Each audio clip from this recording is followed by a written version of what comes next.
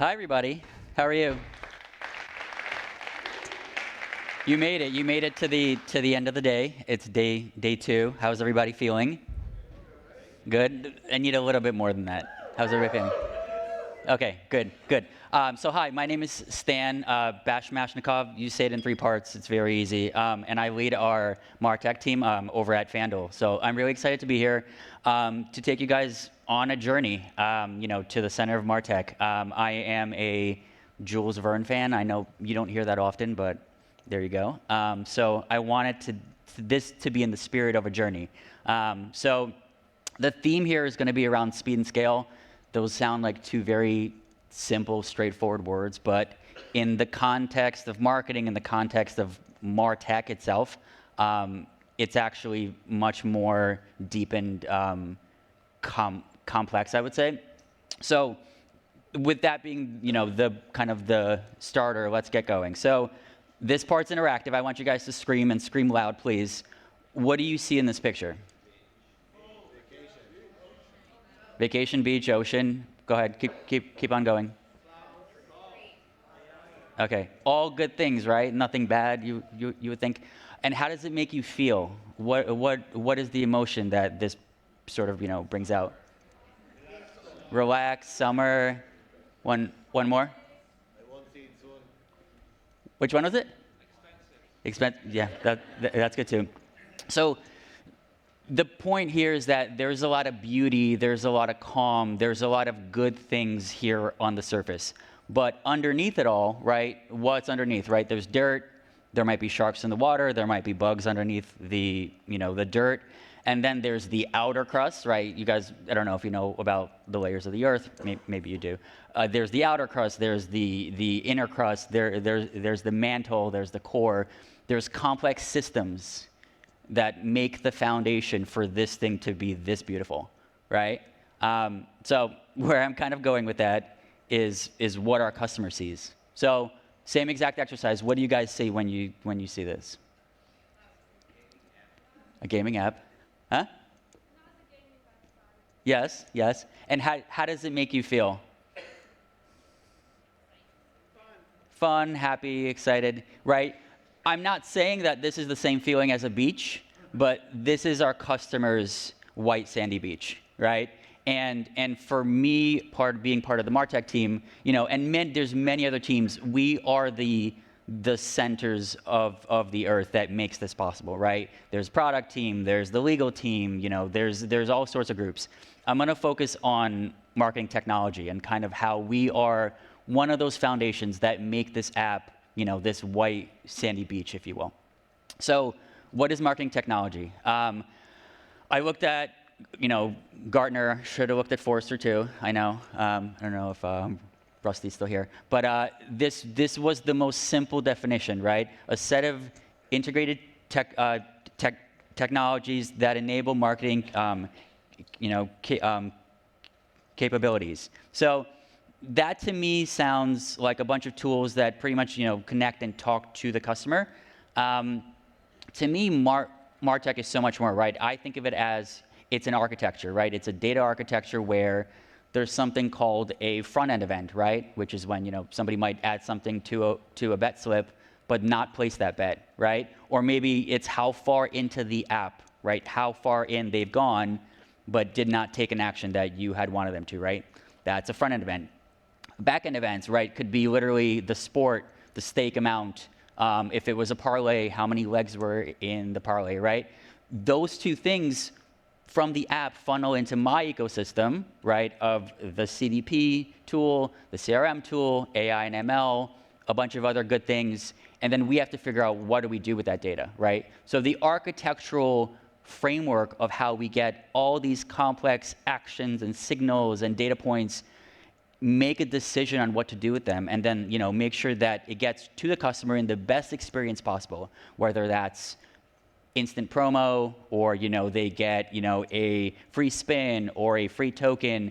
That's what marketing tech is to me, right? It's how do we make that experience possible for the customer.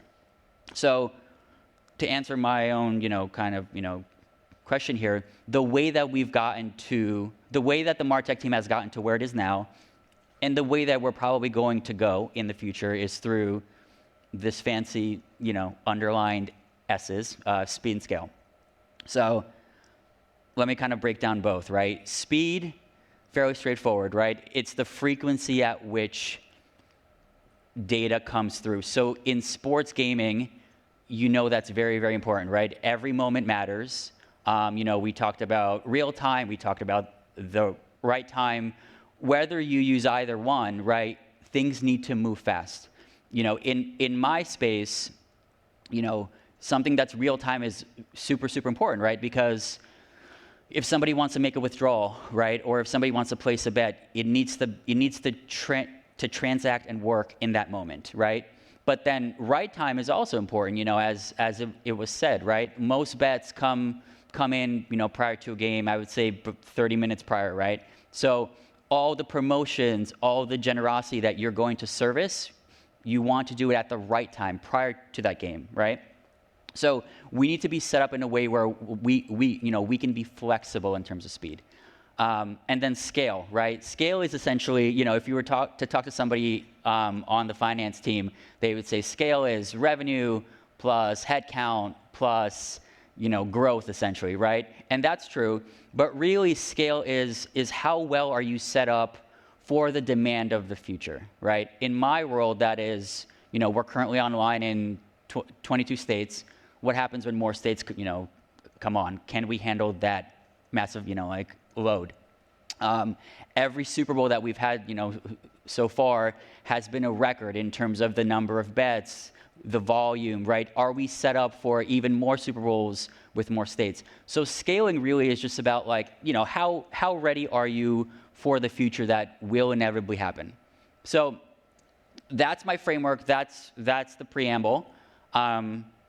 Before we get to some of the theory, I want to take you back to a brief history of time, Stephen Hawking, and just tell you what FanDuel is.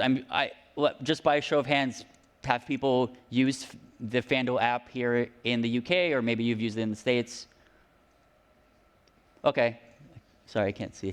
Yeah, good amount, but not as much as you would think. Okay, so we are live in 22 states in terms of the sportsbook, right? So the sportsbook is what it sounds like it is, right? Sports betting. You can wager, on any sport, frankly, in the states. In those 22 states. We also have an iGaming brand that's currently legal in 5 states.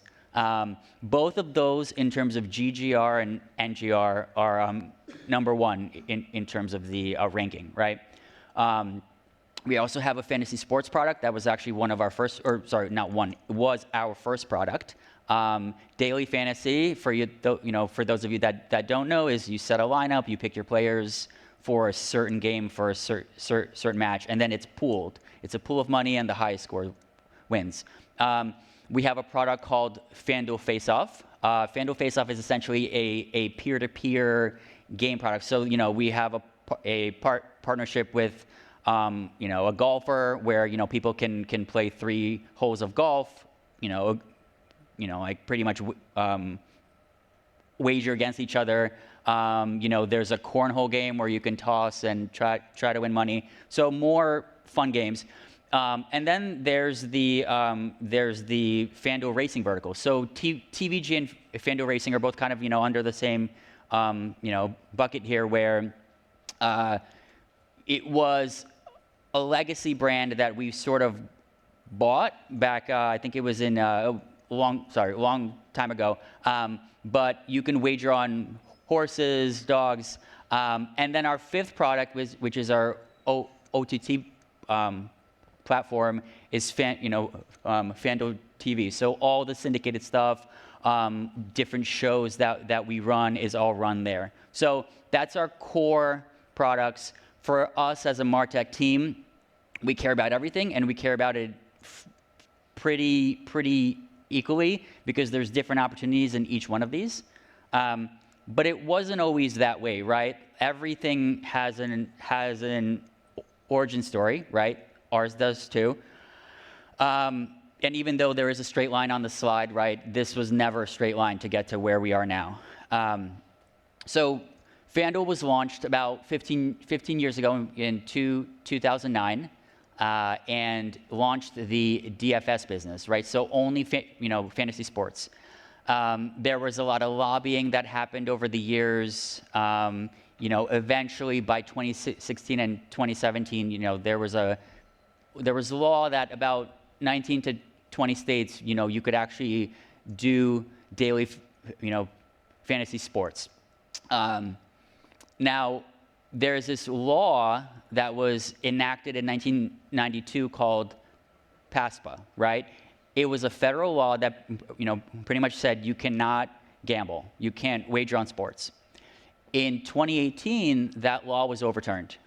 So it's overturned, and pretty much what the federal government says is that it's up to the states, right? Like, it's not up to us anymore. We care, but we kind of don't care. Like, you states figure out how you want to license, how many licenses you want to give out, what the tax brackets are.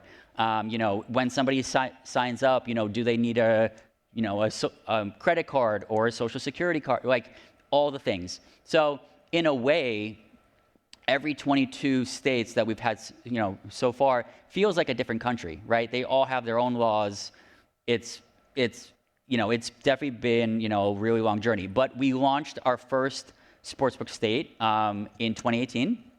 And since then, I would say in the past 3 years, especially since 2021, there has been an influx of states, right? I would say the majority, I think when I joined in early 2021, we were live in something like 7 or 8 states. And now North Carolina just launched, so that's, 22. So it's huge. But it was never a straight line. There was ups and downs here, and obviously a lot more detail here than I can probably have time to share. So why is that important? Well, there's also an origin story for the marketing tech group, right, as a whole. And again, without going into too much depth, in 2018, MarTech didn't really exist at FanDuel. It was, there were some product teams that were owning it. There was a CRM tool. CDPs weren't really that big of a thing in 2018, if you recall. We had a social listening tool. It was not very pretty, right? And all 4 products, the core 4 products, were on separate stacks. Were on like a different product stack. And people, still tell me stories where like they would have to take an Excel document and like actually manually upload everything and send everything. And email was the only comms channel, right? I think like for how far we've come, it's crazy that was only 5 years ago, 5-6 years ago.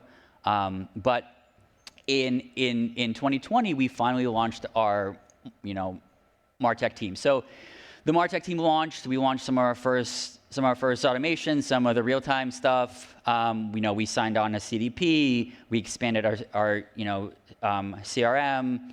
We did some dynamic one-to-one stuff as well. But long story short, between 20 to 2021 is really when the scale started to happen. And with the scale, we started to figure out, okay, we're now going to launch in more states. How do we become more flexible? How do we, pretty much make this quicker? So 2022, we combined the MarTech team with operational ops teams to sit alongside us. And that's kind of, something I talk about at the end as well.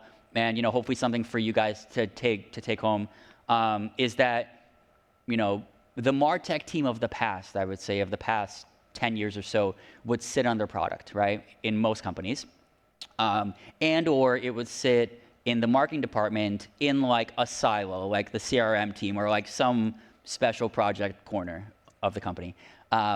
We formalized it, like we invested in it, doubled down on it, and also said, if the ops teams are the power users and if the ops teams are the ones that are in charge of getting these things to the customer, the promos, the tokens, everything, why not put the MarTech strategy to drive the ops and make it this speed scale type of approach, right? How do you move fast, and how do you get ready for the unforeseen stuff, which usually happens, right?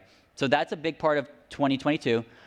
And I sort of talked about it already, right? We also launched these like little squads around a problem area, right? So don't think of a squad as like, there's the sportsbook squad and then there's the daily fantasy sports squad. Not just that.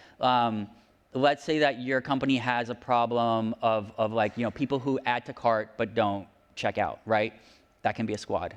And that squad has a MarTech lead, and that squad can have somebody who helps with the promos, who helps with the SEO, with the digital, with the social, right? So that's kind of how we thought about it. We thought about like, what are the problem areas, or at least for us, like where do we want to double down on? And we created these squads on them.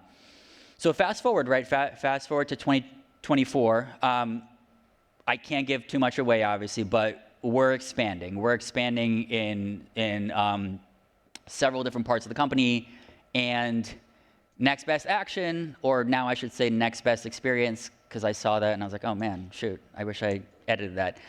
Next best experience, is somewhere that we're definitely going to march towards in the next couple years.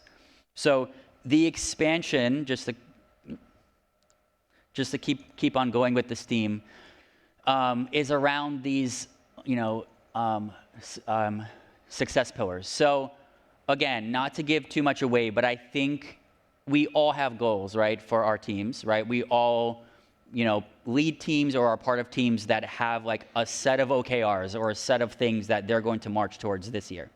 I'll kind of go through this fairly quickly, right? So best in class tech stack, fairly obvious, right? It's incumbent on me, but not just me, my team as well, to continually talk to the 11,000, not all 11,000, but most of the companies in the space, and definitely the best of breed ones, because things change, right? Things change every 3 months in the space, right? AI and ML and everything, Gen AI, I'm sure is going to accelerate that, and so we're constantly thinking about how do we evolve, right? So we need to figure out what tech stack is most important and works best, for us.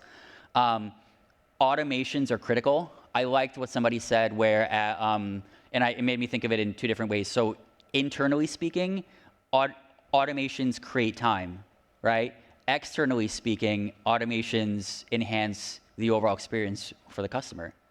And I think like those two things, you give back more time to your employees because you're creating an automation and you're making the overall experience for the customer better. I think that's, not to use a super, like buzzy word, but that's win-win to me. So we're trying to, pretty much, double down there. Data governance is a big one. The regulatory space, the RG space, is becoming more challenging, right? And as new states open up, right, there's more rules, there's more laws. The U.S. states, as I've said, all have their nuances. So we need to manage our data very, very, very, very well, right? So there's different systems of how we might take out somebody who has self-excluded, right? Who we cannot market to. There's ways that we cleanse the data, for things that should not be there. And waste management here is more around like ops efficiencies, right? Like I'll be frank with you, a lot of the data points that go through my architecture that I talked about, in the beginning, don't get used, right? Like the CRM team might not use them, and so the data points changed, all the deltas changed, but it wasn't used. So we're also trying to figure out, how to only have the data in there that we need, right? Platform investment is an obvious one, right? And this was talked about earlier. Like, there's more investment in the MarTech space. That's a good thing. Of course, those things can swing year to year, but I think this year and probably over the next couple years, like we're definitely going to invest more in our tech stack. And then Neil hammered home test and learn, and I actually have a slide on it later. But test and learn is critical. It's critical to our business. We do test and learn in our day-to-day, interactions, right? Like how did I know that chicken parm was my favorite food? because I tested and learned over time, right? Like how is my wife now my wife, right? Because I pretty much tested and learned over time.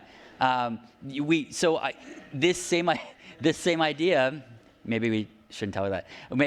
This same idea, like you can apply into the workplace, right? Any campaign, any ideas, you need to have some kind of a framework, which I will show you later, of how you continually test and learn. And if things work, you have the speed and you have the scale to take them out or to throw them, back in. So, just being conscious of time. Maintaining speed and scale. So I've taken you through the background, right, and some of the strategy stuff. We've seen where MarTech has come from. How do you stay there? And I think this is especially important for the FanDuels of the world, right? Because when you're in first place, the winds blow a little bit different, right? The higher up the mountain that you go. So you have to think about it a little bit differently. I like this approach, and I realize it's very it could be obvious, but the way that we keep the speed and scale advantage, right? First we start with and not just this should apply to all of you, right? Start with the best customer offering, right? So the best type of offer for your customer, whether that's a promotion, whether that is some kind of a loyalty offering. If you have the best type of offer, you will see the revenue growth eventually, right? The higher revenue growth lets us, pretty much acquire better, react, retain, grow better, right? By doing that, our OpEx gets a little bit bigger, right? And because the OpEx gets a little bit bigger, you have more, room and freedom to invest more in products, people, brand, right? And then because you've now invested more in the product and the people, in those things, you've created more scale, right? You've scaled up and you become more flexible. And this cycle continues, feeds itself. But I think it's important here to start with the customer and start with what's the proposition that you are trying to solve for. And when that is right, all the other all the other things around the circle, sort of fall into place. That's one thing you guys can take away. The next three are also more, practical examples of how you can manage teams. You can think about how you speed and scale. We think about our customer value in a couple of ways, but this is one that was very, very interesting. To me, I find that a lot of the teams ask themselves, how might we, right? And I think you guys can sort of try this. If it works, it works. If not, that's fine too. But for the strategy team, for the product team, they ask how might they win the hearts and minds through the value, right? For the product marketing team, they think about, well, how do we engage our users through really awesome, content? For us on the MarTech team, we think about, how do we deliver the best market experience for the customer through our tools? We always start with, it's a mission statement of sorts, but we start with this question of how might we do this, and then we back into it.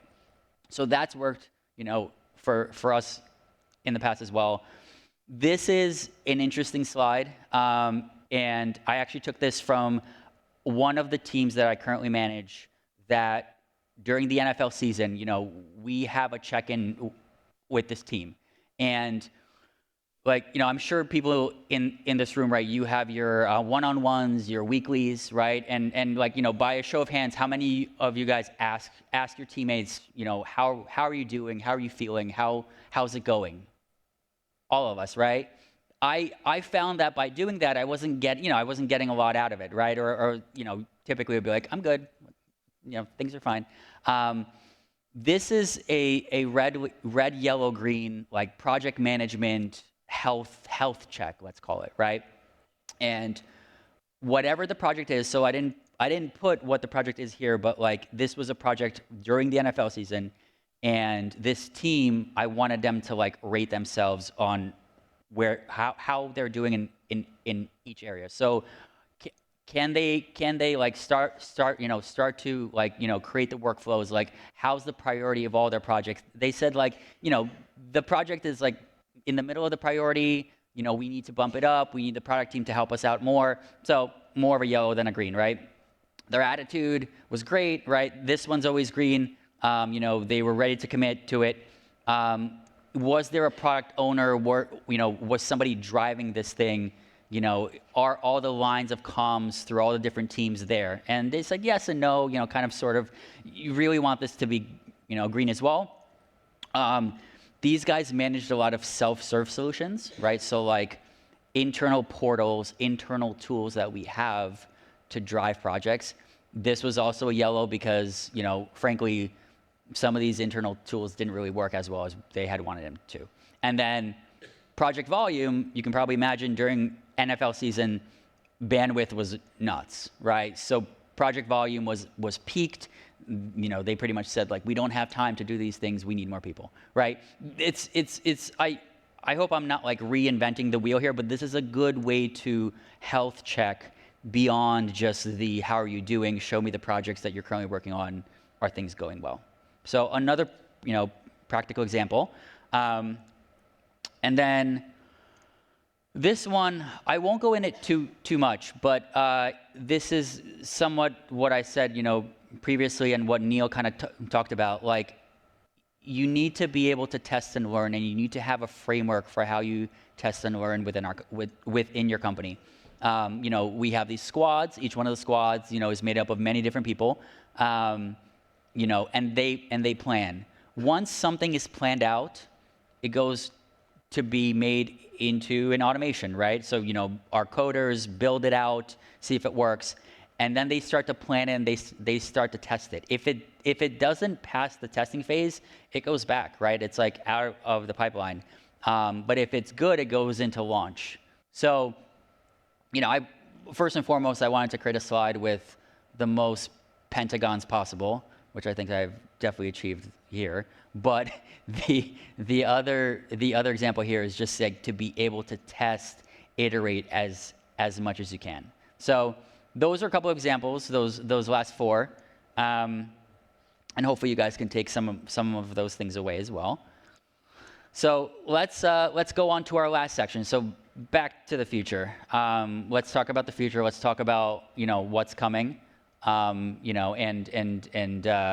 some goodness there. So why am I here with Optimove, right? Or at least talking on the Optimove stage, right? So we've just started our engagement with Optimove, right? So we're only a quarter in, but we're definitely excited. There's a lot of opportunity there, right? I wanted to show you, what a sample plan could look like.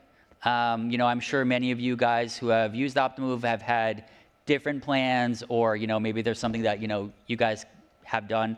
But we're in the phase now where we've got a lot of the project planning stuff done. We've got some of the ramp up done. We have access, and we have some plans around the the NFL season, just like every operator does, right? And I think amongst our entire tech stack, there's other tools in our tech stack. Sure, we definitely plan to have Optimove, be a part of it, for NFL season, as well as forward. I think it's interesting, this idea of like an end of year scorecard.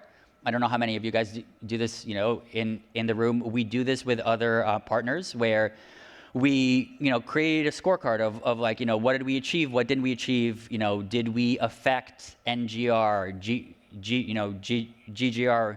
And then based on that, we see like, did the partner help the business?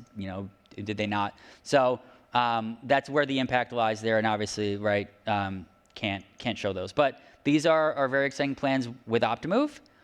I also wanted to take a approach of just kind of thinking about the future. So these are definitely my thoughts, and these are my thoughts around the marketing tech industry as a whole, where I think it's going, where I'm seeing some trends, where some of the the conversations I've had over the years, where things are seemingly going. So I'll start with the teams part. This one I kind of talked through, right? Marketing, tech, and ops being like a single unit, I think is something that's going to become a lot more common. Integrating product into that mix too, right? Like at FanDuel, we're super, super, super tight with our product teams, with our engineering folks. So even though product and marketing in the past have been like step brothers or step sisters, or kind of far further apart, I really think that it's something that's going to happen. The other one is the regulatory area. That space is critical in the U.S. And pretty much the legal groups of all these different operators are probably going to grow and beef up even more over the years. Platforms. So let me start with the head, torso, tail. This is an idea where the head are the bigger all-in-one companies, right? Your SaaS products, so your Oracles, Adobes of the world, and then torso and tail is like out of the 11,000, tail is the 10,000 that's left. This space is going to continue to grow. I don't see it shrinking down from the 11,000, frankly, but I do see the head, at least more companies, and that kind of goes into the point on the left side, more companies being an all-inclusive suite, right? So more companies being a CDP and a CRM, and there's an AI and ML, there's more that we've kind of seen. I don't know if they're going to get, or they even want to get, right, to the Adobe and the Oracles of the world that literally offer everything under the sun, but we're definitely seeing like a lot more of that. And then data science and data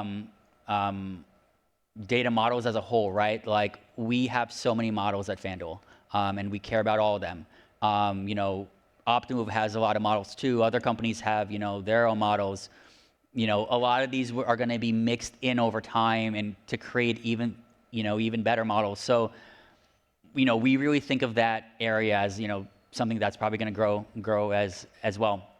And then last but not least, right? I made a joke earlier that like if you guys were playing bingo and Gen AI was like the bingo, like I think every single talk today has mentioned it. So you've won the bingo card if you see Gen AI here. So we think that Gen AI is going to play a key role in creating an audience and a campaign. So like imagine typing in what audience you want to create. Imagine the campaign. I want to target females 18 to 34 that only bet in the last 30 days, and like the campaign's there and it's made.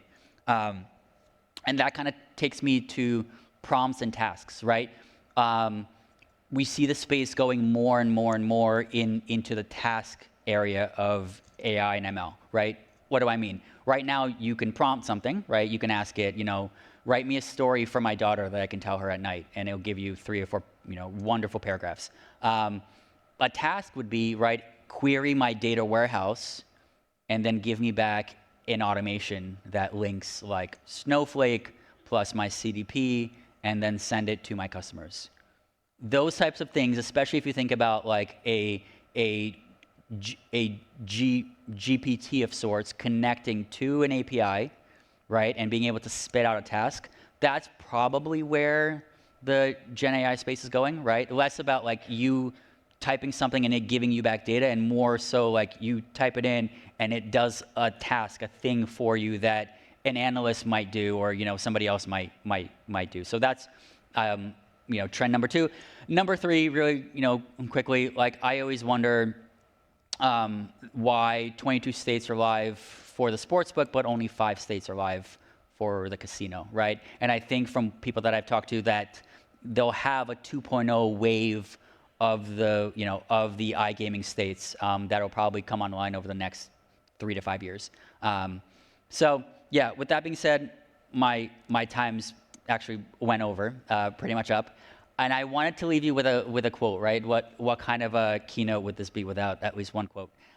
So I thought this was interesting because Jules Verne, I mean, he wrote, Around the World in 80 Days, 20,000 Leagues Under the Sea, Journey to the Center of the Earth.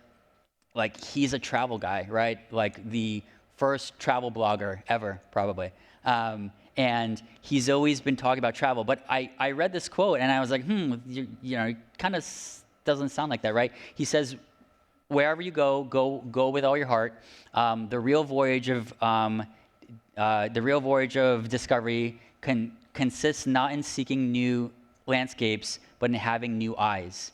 And I applied that to what we're doing here, and what we do in our day-to-day work. Right, we're going to go back to our offices, to our desks, next week, and we're going to work on some of the same things, right? We've been working on for months, years, and my hope is that between this speech and between all the content that you guys have seen over the past couple days, you go back to your desks like with new eyes to be able to innovate and to do something a little bit differently with what you've been working on. So, with that being said, thank you guys. I appreciate your time.